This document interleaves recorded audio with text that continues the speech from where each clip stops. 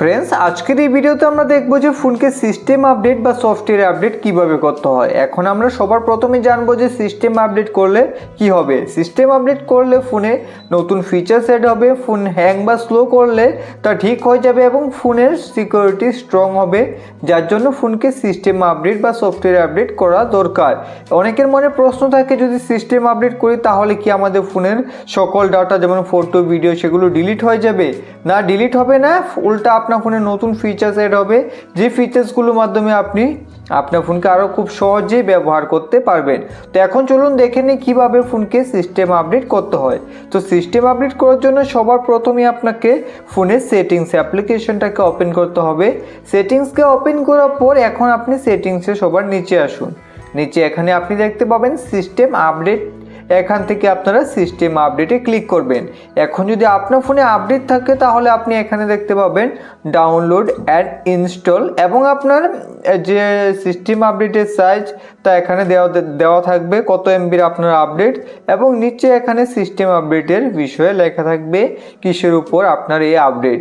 এখন যদি আপনি এই আপডেটটাকে ইনস্টল করতে চান, ডাউনলোড করতে চান, তাহলে এখান থেকে আপনি ডাউনলোড অ্যান্ড ইনস্টলে ক্লিক করে সবার প্রথমে আপডেটটাকে ডাউনলোড করে নেবেন। এখান থেকে ডাউনলোড নাওয়ে ক্লিক করে দেবেন, তাহলে কিন্তু এখানে আপনাদের ডাউনলোড হওয়া শুরু হয়ে যাবে। তো 100% কমপ্লিট হওয়া পর্যন্ত আপনাকে এখানে ওয়েট করতে হবে। সিস্টেম আপডেট ডাউনলোড হয়ে যাওয়ার পর এখন এখান থেকে আপনারা ইনস্টল নাও ক্লিক করে এখনই সিস্টেম আপডেটটাকে আপনি ফোনে ইনস্টল করতে হবে। তো এর জন্য আপনাকে এখানে কিছু সময় ওয়েট করতে হবে। এখন আর আপনাকে কিছুই করতে হবে না, শুধু আপনি কিছু সময় এখানে ওয়েট করবেন, তারপর নিজে থেকে আপনার ফোন আপডেট হয়ে যাবে।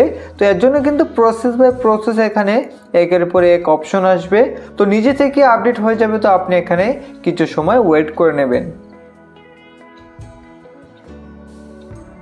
তো এখন কিন্তু আমাদের ফোন সিস্টেম আপডেট হয়ে গেছে এবং এই আপডেটটা করতে আমার 10 মিনিট সময় লেগে গেছে। তো আপনি ততটুকু সময় হাতে নিয়ে তারপরে ফোনকে আপডেটকে বসাবেন, কারণ এর মধ্যে কিন্তু আপনি ফোনকে ইউজ করতে পারবেন না। এখন আপডেট হয়ে যাওয়ার পর সবার প্রথমে আপনি ফোনে স্ক্রিন লক দিয়ে একবার ফোনকে আনলক করে নেবেন। আনলক করার পর এখন বন্ধুরা আপনি দেখতে পাবেন আপনার ফোন একটু স্লো কাজ করতে পারে, তাই কিছু সময় পরে ফোনকে ইউজ করবেন, তাহলে আপনি দেখবেন ফোন খুব ভালোভাবেই কাজ করবে।